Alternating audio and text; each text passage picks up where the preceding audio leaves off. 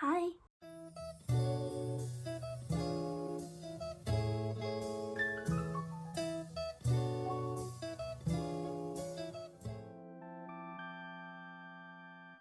Hey guys, I'm Josie. I'm just another late bloomer and welcome back to my corner of the internet. So, the other day, I found one of my wishlist plants for $8 in Aldi. It's the Staghorn Fern, aka Platycerium Biforcatum. Isn't it cool? It even came with the vase. I love you, Aldi. Anyway, yeah, I always liked these. I mean, truth to be told, I haven't really looked up care instructions before I got it. I did that afterwards. But I knew they would be needing a lot of humidity because they're ferns, and I see them in botanical gardens really often, and they just look so majestic and pretty, especially mounted. They remind me of those like hunting trophies. They look really stylish, but it's gonna be a vegan version, which is pretty cool. So yeah, okay, so I actually did watch a bunch of tutorials on how you should be mounting it. Today we won't be doing that because I'm not that cool. We're just gonna try doing this with the stuff I have lying around. It's a low budget version because I don't have just a really pretty plate of cedar wood lying around, and I'm currently not too comfortable just going out and buy this. So yeah, let's make do with what we have. I will be linking the videos on how you should be doing it below. I thought Inquisitive Greens, Planterina, and the horticulturalist from Logee's, they give like great tutorials. I bet there are a bunch more, but don't do it as I do. You could keep watching to, I guess, be mildly entertained. So yeah, I will be using mesh wire,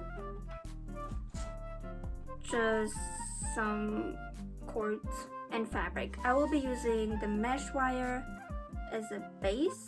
So I tried to secure the edges with some cords so I won't be hurting myself, and I'll be covering it with fabric.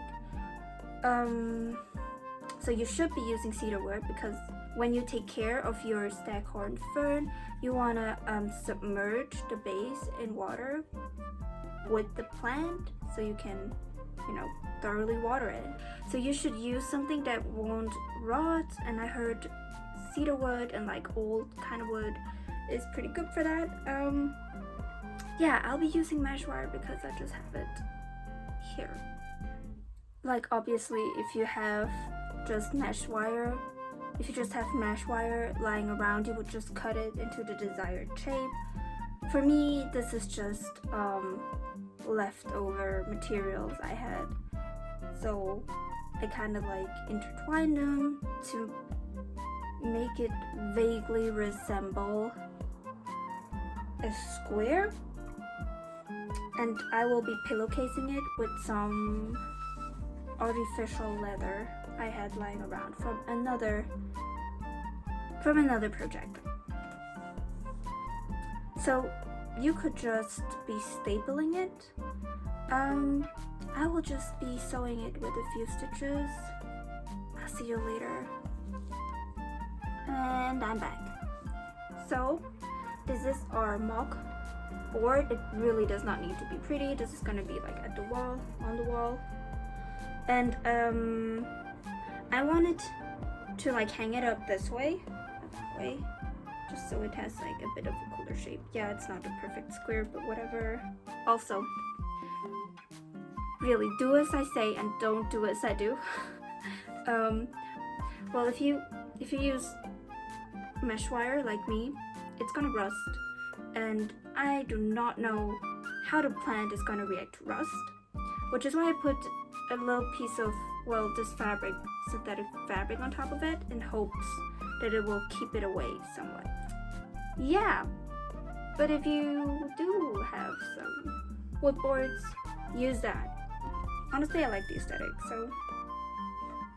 Alright, So for the next step, you would need some natural moss, some sphagnum moss, and some soil, your board and your plant, and some cord. Ideally, you will be using fishing line because I think one of the concerns is whether or not it will disintegrate. With this kind of thing, probably would be disintegrating faster than a fishing line, and aesthetically, fishing line is just prettier because you can't really see it.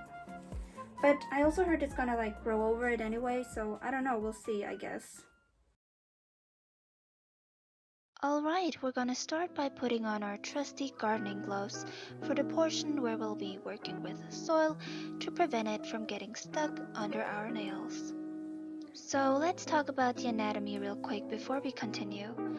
A staghorn fern consists of 1. The shield fronds or infertile fronds that protects the rhizome and the roots. The shield fronds turn brown over time, but that's totally normal. Definitely don't remove them. In nature, they grow up to 1 meter wide, resembling a huge nest that is meant to collect nutrients and water for the plant. 2. The prominent antler fronds or fertile fronds gives the plant its vernacular name, since they do resemble antlers of a deer or an elk. They are large bifurcated leaves that shoot out of the center of the plant, and spores develop on the lower abaxials of these fronds. Before you place it, try to locate where the new antler fronds are growing from to anticipate somewhat how it'll grow. Depending on what kind of staghorn fern you have, they tend to either grow more down or upwards, so definitely consider that before you plan out your mound. There are different kinds of staghorn ferns, with the most commonly available one being the Platycerium Biforcatum that tends to grow more downwards. If you want one growing more upwards with huge and wide antler fronts, I would recommend the Platycerium Superbum. It's definitely on my wish list after I did my research, just to really complete the set. Next, take them out of the pot and try to gently get through that dense root work.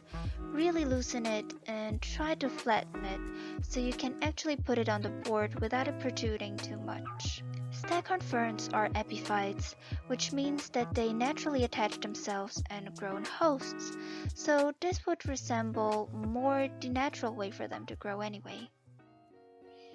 Put some soil on the board as a buffer to not shock the roots too much after you just mess them up a little bit to flatten them down. Now you want to cover the soil with moss. Sphagnum moss sticks better if you water and wet it, so get a bucket of water and chuck that sphagnum in there. Then just really pack it around, pat it down, just really cover all of the soil. Well, maybe leave a small portion open on the top, because some people like to fertilize it by putting banana peels and tea leaves into the soil portion. I definitely have not tried to fertilize my plants like this before, but I'm very excited to try that. The next step is optional, but I got some natural moss that I watered and broke down into fitting pieces to lay over the sphagnum. It's really more of an aesthetic choice than anything else. I wanted to give it a bit of a foresty vibe.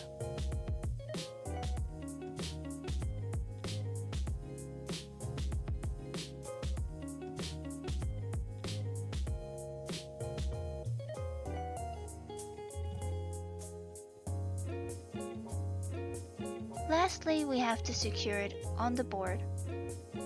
For this step, I untangled my cord to get thinner pieces, and then I just started to wrap it around, working a bit in a zigzag pattern to just really try and secure it.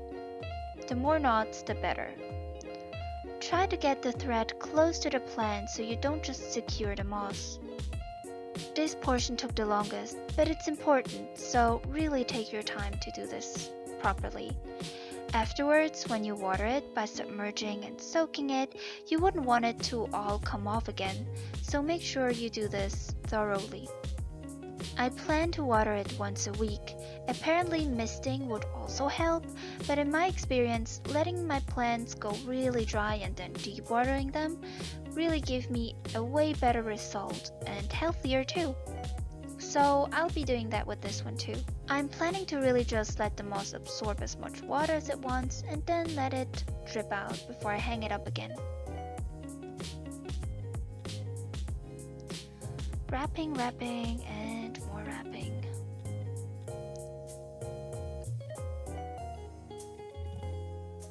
And bam! We're done. Good job. And there you have it, my rustic staghorn fern mount. With stuff I just have at home. It didn't turn out as bad. Dare I say I kind of like it? Look at it. Ooh, I'm excited. I kind of like rustic stuff, right? It's maybe not as clean cut and as professional, but you know, feels a little foresty. I like it. I'm gonna sew in the threads, well, cords to hang it up a bit later, but I mean, nothing's falling out. That's pretty good. Don't forget to put up, you know, the front on the top. You can see it, you know, from where the babies are sprouting. It looks pretty cool. I like the rustic approach. So I'll keep you updated on how easy it is to maintain it. Yeah, so I hope I could mildly entertain you. As I said, watch the other tutorials that I linked. They are way better than what I'm doing, but obviously you can just do something, you know, similar with stuff you have at home. If you have to, like me, if you cannot wait and you just want to do it. Alright, there you have it. So that's it for today. Thanks so much for being my friend today and for watching. Stay safe out there. The pandemic is still real. Yeah, and hopefully I'll get to see you next time again. Bye guys.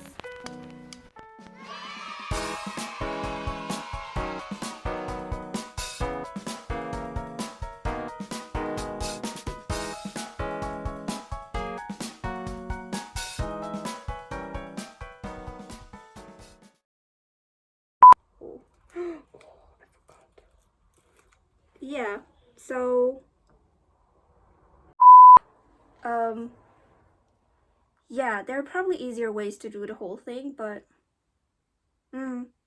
let's just try. I kind of try to secure the edges with some shit, was heißt Schnur? Yeah, with some cord. Also, I know I have fishing line somewhere, I just don't know where. Honestly, I don't know. If you have cedar wood, just use that, but I think that should be fine, right? We'll see.